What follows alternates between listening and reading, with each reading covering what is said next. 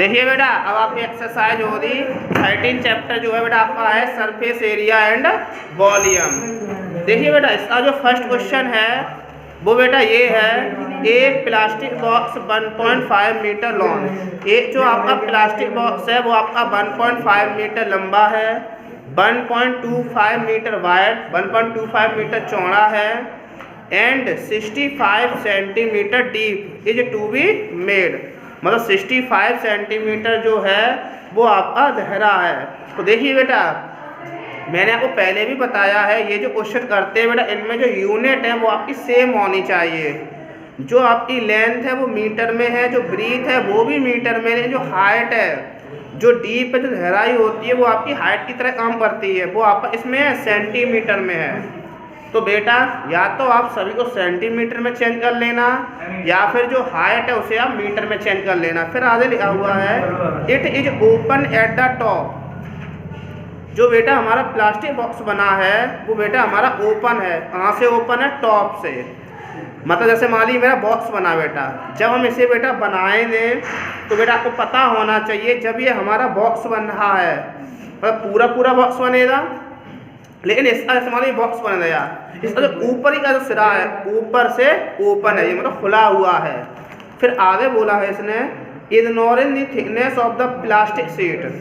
आप लोग जानते हैं कोई भी आप प्लास्टिक आपके छत पर जो होता है जैसे आप प्लास्टिक की डालते हैं शीट, तो आप देखते हैं जो प्लास्टिक उसमें थोड़ा सा सरबट्टे आ जाते हैं, थोड़ा सा मतलब उसमें क्या होता है आपकी जो थिकनेस होती है वो डबल हो जाती है कुछ ना कुछ उसमें। तो उससे इसने ये बोला है ignoring the thickness of the plastic sheet. Plastic sheet की जो थिकनेस है, जो मोटाई है, जो चौड़ाई है, उसे आपको इग्नोर कर देना है। फिर बोला है determine the area of the sheet. Sheet का एरिया बताओ required for making the box. Box को बनाने के लिए बेटा हमें पता है जब हमारा बॉक्स बनेगा तो पूरा पहले बनेगा, तो पहले हम निकाल लेंगे पूरे के लिए टोटल सरफेस एरिया, क्या निकाल लेंगे? Total surface area. फिर उसने बोला था कि जो बॉक्स है ऊपर से ओपन है, तो ऊपर जो है हमारी एल और बी होती है, लेंथ और ब्रीथ, उसको हम कर देंगे माइनस। तो देखिए बेटा मैं आपको फर्स्ट क्वेश्चन बताता हूँ। तो इसमें बेटा सरफेस एरिया ऑफ इसका पूछा था बेटा शीट का, तो सरफेस एरिया ऑफ शीट ये फॉर्मूला होता है, क्योंकि आपको पता है जो बॉक्स बनता है वो हमेशा क्यूबोर्ड शेप में होता है। तो यहाँ पे क्यूबोर्ड का सरफेस एरिया जो है वो होता है आपका 2 ब्रैकेट में LB plus BH plus HL 2। जो बेटा आपका L है वो बेटा आपका 1.5 मीटर है, जो ब्रीथ है वो 1.25 है, और जो हाइट थी वो बेटा आपकी थी 65 सेंटीमीटर। मैंने बताया इसे मीटर में बदलेंगे बेटा, 1 सेंटीमीटर में 1/100 मीटर होता है, तो ये बेटा आपका हो जाएगा 0.65 इंटू 1.5। अब बेटा आप शीट का एरिया निकाल रहे हैं ना, तो उसमें और बोला था required for making the box, तो सरफेस एरिया ऑफ शीट। तो बेटा ये ऊपर से ओपन है ना, जब ऊपर से ओपन है तो मैंने बेटा आपको बताया था क्या माइनस हो जाएगा L इंटू बी, तो माइनस L है आपकी 1.5, B है आपकी 1.25, क्योंकि जो आपका बॉक्स है वो बेटा ऊपर से ओपन है। इसे आप बेटा सॉल्व कर लेंगे, जो आपका आंसर है वो आ जाएगा। अब देखिए बेटा सेकंड पॉइंट, जो बेटा आपका सेकंड पॉइंट है उस पर ये लिखा है दी cost of sheet for it. जो ये बॉक्स बना हुआ है इसकी कुछ ना कुछ कॉस्ट, मतलब कुछ ना कुछ रुपए खर्च हुए, उन्होंने इतने रुपए खर्च हुए, इतनी कॉस्ट की शीट लगी है। इफ ए शीट, ये जो एक शीट थी मीजरिंग 1 मीटर स्क्वायर कॉस्ट ₹20, मतलब जब हमने 1 मीटर स्क्वायर कॉस्ट ली, मतलब जो शीट था उसका एरिया जब हम 1 मीटर स्क्वायर लेते हैं तब हमसे रुपए जो हैं 20 रुपीज़ खर्च हो जाते हैं। तो बेटा हमें पता है कि जो शीट है वो बेटा हमने 1 मीटर स्क्वायर की तो ली नहीं है, ज़्यादा एरिया की ली है ना। तो जब ज़्यादा की ली है तो मैंने आपको बताया है बहुत बार, आप यहाँ पर कॉस्ट लिखेंगे फिर रुपीज जो इसका एरिया निकलेगा वो आप यहाँ पर इनटू आप कर देंगे 20। जो बेटा आपका फर्स्ट क्वेश्चन है उसका बेटा जो आंसर है वो आपका रुपीज में निकल आएगा। देखिए बेटा अब जो आपका बेटा सेकंड क्वेश्चन है वो ये है the length breadth and height of a room. मतलब एक हमारा रूम है जिसकी बेटा जो लेंथ है वो बेटा हमें 5 मीटर, ब्रीथ है 4 मीटर और जो हाइट है वो बेटा आपकी 3 मीटर है। फिर आपसे आगे बोला है find the cost of white wash in the walls of the room. मतलब आपको जो वाइट वॉश मतलब पुताई करनी है, इस पे पुताई करनी है वॉल्स ऑफ द रूम, दीवारें जो है रूम की उस पर हमें पता है बेटा जो दीवारें होती है जैसे मान लो ये मैंने रूम मान लिया अपना मैंने, तो इस पे जो पुताई हो रही है बेटा दीवारों पे बोली है ना, तो बेटा हमें पता है बेटा ये बॉल होती है, एक इस तरफ वाली होती है, ऐसे ये ब्रीथ होती है और एक ये होती है। मतलब आपकी 2L होती हैं और 2 ही ब्रीथ होती हैं। और दूसरी बात जो आपकी पुताई होती है वो ऐसे होती कव्ड सरफेस एरिया में। फिर इसने आगे और बोला है walls of the room and ceiling, और आपकी सीलिंग पर हो रही है। तो जो सीलिंग है मतलब छत पर हो रही है, इसका मतलब छत पर ओनली आपकी L इंटू बी होता है। तो देखिए बेटा सबसे पहले आपको पता जो पुताई होती है सबसे पहले हमें एरिया निकालना होता है, तो मैं निकाल लेता हूँ सीधा सीधा एरिया। सेकंड क्वेश्चन देखिए बेटा area of the room, area of the room. अब बेटा हमें पता है कि हम इसके लिए एरिया निकालना है वाइट वॉशिंग के लिए, इसके लिए निकालना है वाइट। अगर आप बढ़ाना चाहें तो यहाँ पर आप लाइन में लिख सकते हैं एरिया ऑफ वाइट वॉशिंग के लिए ऑफ द रूम। चलो मैं बढ़ा देता हूँ area of the white washing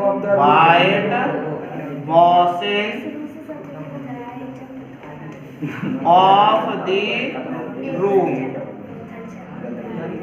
area of the white washing of the room equal. पहले बेटा उसने क्या बोला वाइट वॉशिंग कहाँ पे हो रही है दीवालों पर, दीवारें बेटा हमें पता है 2 ब्रैकेट में L प्लस बी, 2 लंबाई होती है 2 चौड़ाई वाली प्लस उसने बेटा एक और बोला था कि इस पे हो रही है सीलिंग पर। तो जब सीलिंग पर हो रही है ना तो बेटा आपके यहाँ पर क्या हो जाएगा L इंटू बी। लेकिन बेटा आपको इतना ध्यान होना चाहिए जो हमारी लंबाइयाँ होती हैं वही रूम की ऊंचाई भी होती है हाइट भी होती है। मतलब 2 ब्रैकेट में L plus B into H. हमेशा ध्यान रखिए जब कमरे की रूम की मतलब रूम है कोई भी हो उसकी जब 4 बॉल्स जो होती हैं उन पे जब भी पुताई होती है तो हमेशा हमारा लेटरल सरफेस एरिया का फॉर्मूला लगता है, क्योंकि जो लेंथ होती है वही वहाँ पर हाइट भी होती है। तो 2 ब्रैकेट में L plus B into H, और ये हो गया आपके लिए सीलिंग के लिए इक्वल टू जो बेटा L है वो बेटा आपको 5 दे रखी है, तो 5 ये 4 है और ये 3 यहाँ पर हो जाएगा 5 इंटू 4। इसके बाद बेटा उसने ये भी बोला है कि जो वाइट वॉशिंग हो रही थी उसका खर्च आपको कॉस्ट दे रखी है कि 1 मीटर स्क्वायर में जो रुपीज हैं वो 7.50 इतने रुपए खर्च होते हैं 1 मीटर स्क्वायर में। तो बेटा हमें पता है इसका जो एरिया निकलेगा वो 1 मीटर स्क्वायर से ज़्यादा निकलेगा। जब ज़्यादा निकल रहा है तो बेटा आपको पता है जितना दिया है उसमें हो जाए जो इसका एरिया निकलेगा वो आप यहाँ पर इंटू 1 मीटर स्क्वायर में रुपए खर्च होते हैं 7.50। और बेटा हमें पता है ये 1 मीटर स्क्वायर से ज़्यादा एरिया है इसलिए हम उसमें कर देंगे मल्टीप्लाई और जो आपका आंसर है वो आ जाएगा। अब देखिए बेटा क्वेश्चन नंबर 3। देखिए बेटा जो आपका थर्ड क्वेश्चन है वो ये है दी floor of A rectangular hall. मतलब एक हमारा रेक्टेंगुलर हॉल है, मतलब रेक्टेंगल शेप में हॉल है जिसका जो फर्श है जे पेरीमीटर, मतलब उसका आपको पेरीमीटर दे रखा है। अब बेटा आपको जब पता होना चाहिए जब हमारा जो हॉल है किस शेप में है रेक्टेंगुलर हॉल है, मतलब उसका पेरीमीटर दे रखा है, मतलब हमें रेक्टेंगल का पेरीमीटर दे रखा है ना। जब हमसे ये बोलूँ बेटा कि मान लो बेटा ये मेरी बुक है, मैं कहूँ बेटा इसका मेरे पास पेरीमीटर है, अब मुझे पता है ये क्यूबोर्ड शेप में बुक होती है, तो सीधी सीधी बात है अगर मैं बुक का पेरीमीटर बता रहा हूँ मतलब क्यूबोर्ड का पेरीमीटर मुझे दे रहा है, तो मैं बेटा यहाँ पर लिख दूंगा पेरीमीटर ऑफ रेक्टेंगुलर हॉल 250, इसमें मीटर सेंटीमीटर, मीटर में है बेटा ये बेटा आपका निकल आया। हमें पता है बेटा पेरीमीटर और जो रेक्टेंगल होता है वो फॉर्मूला होता है 2 ब्रैकेट में L प्लस B, 2 ब्रैकेट में L प्लस B। अब देखिए बेटा इसके बाद में लिखा है cost of painting the 4 balls, मतलब हम जो 4 बॉल्स है उस पर हम पेंटिंग करते हैं। मैंने अभी आपको बताया था जब 4 बॉल पे हम पुताई करें या पेंटिंग करें, व्हाइट वॉशिंग या पेंटिंग, तो हमेशा फॉर्मूला रहता है 2 ब्रैकेट में L plus B into H।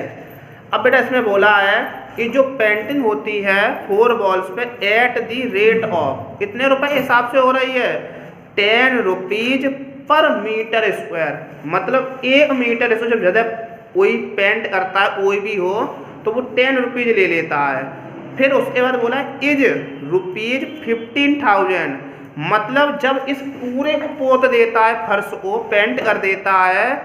पहले सुनो बेटा इसमें मतभेद रहता है बच्चों को, देखो मतलब जैसे मान लो मेरा बोर्ड है, मैं मान लो इसे ही पेंट करवा रहा हूँ, तो मैंने ये बोल दिया जो पेंट करने वाले उसने ये कहा कि सर अगर आप 1 मीटर स्क्वायर पेंट कराएंगे, इसका ओनली जो बोर्ड है उसका अगर आप 1 मीटर स्क्वायर पार्ट को अगर आप पेंट कराएंगे तो हम आपसे 10 रुपीज लेंगे।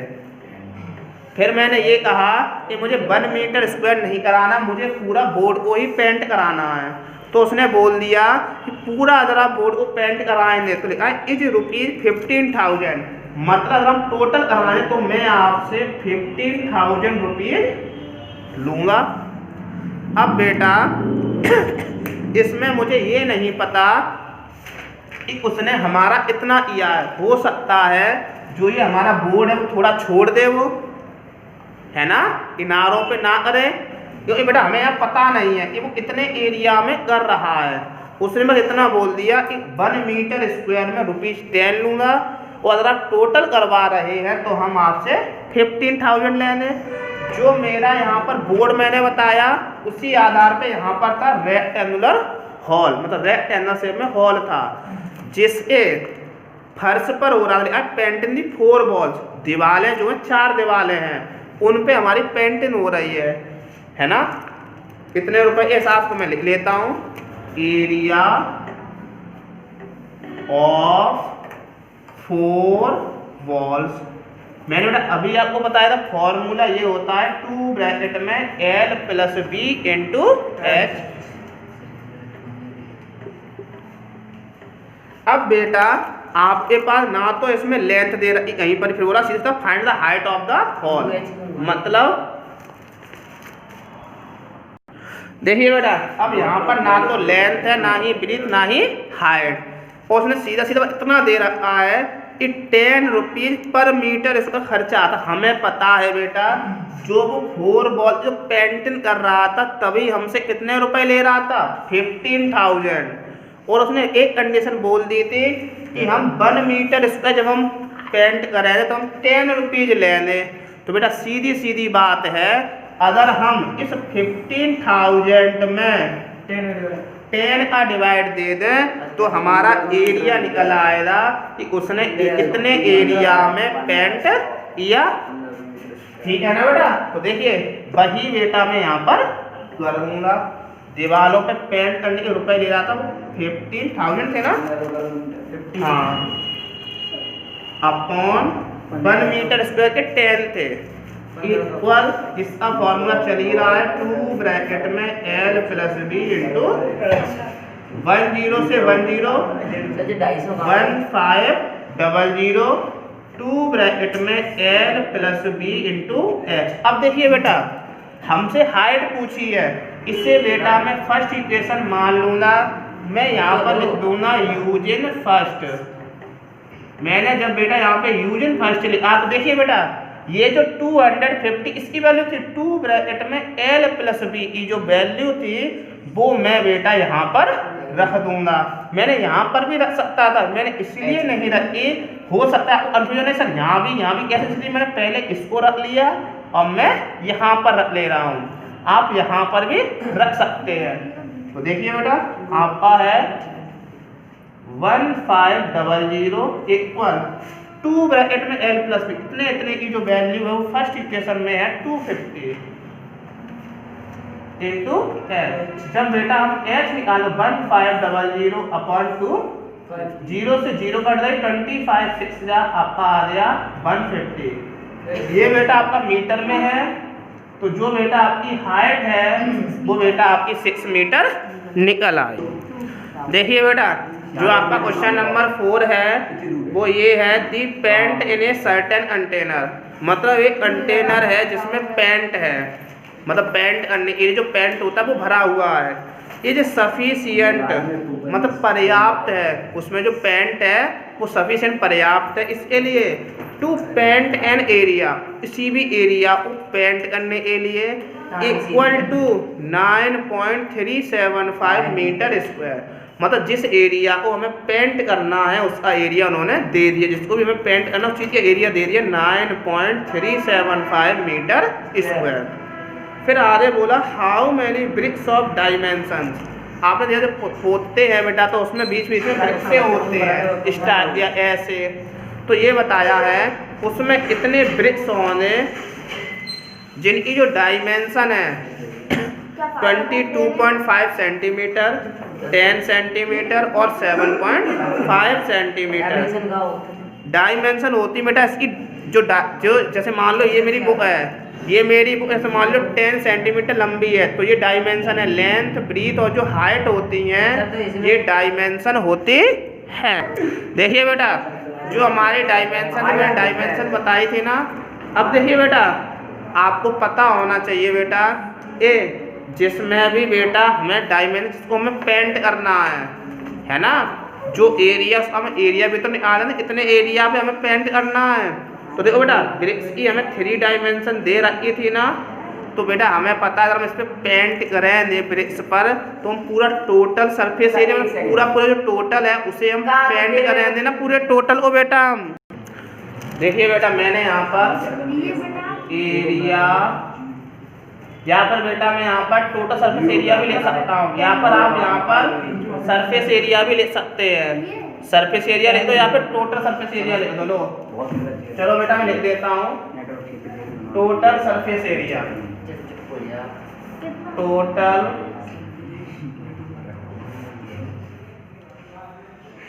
Surface area of bricks equal बेटा मुझे पता है फॉर्मूला मैंने आपको भी बताया था 2 ब्रैकेट में एल बी। एल इसमें कितनी है 22.5 L B plus B into H कितनी है बेटा इसमें 7.5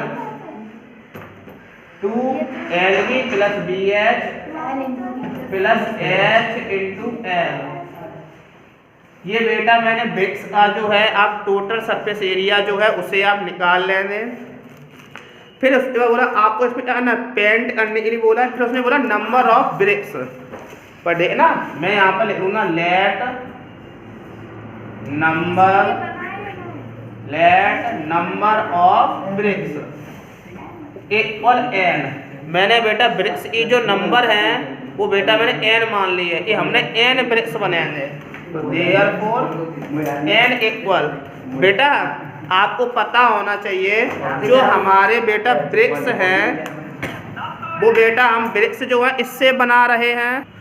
जो बेटा ब्रिक्स है पहले बेटा आपको पता होना जो ब्रिक्स जो है, अब जैसे मान लो मैं ब्रिक्स निकालना हूँ इतने ब्रिक्स आप पे पेंट हुए तो सीधी बात है बेटा ये जो ब्रिक्स है जिससे पेंट हुए होने और इतने एरिया के पेंट हुए वो नीचे जाएगा। पहले बेटा आपको दे रखा था ये जो पेंट है वो बेटा आपको दे रखा है यहाँ पर 9.375 5। इतना जो एरिया है बेटा वो आपको पेंट का दे रखा है, मतलब इतने पेंट जो है, सुनो बेटा, इसी कंटेनर में इतना पेंट फिल है, भरा हुआ है कि इतने एरिया का कोई भी चीज है उसे आप पेंट कर सकते हैं। अब बेटा हमने इसी पेंट से हमने क्या किया था, इसी जो ब्रिक्स थे उन्हें हमने पेंट किया था, मतलब जो ब्रिक्स का जो एरिया है वो नीचे जाएगा, तो ब्रिक्स का जो एरिया है वो आपने इससे निकाला होगा, जो भी आपका निकलेगा ब्रिक्स का एरिया उसे बेटा आप यहाँ पर रख देने, रखने के बाद फिर बेटा आप सॉल्व करेंगे और आपके जो ब्रिक्स है उनका आंसर आपको निकल आए।